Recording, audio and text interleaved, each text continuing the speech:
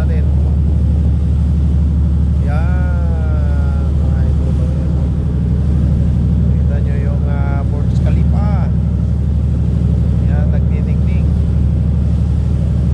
Pinakamataas na building sa buong mundo mga idol. Yan, nagre-reflect yung araw. Yung araw papalubog.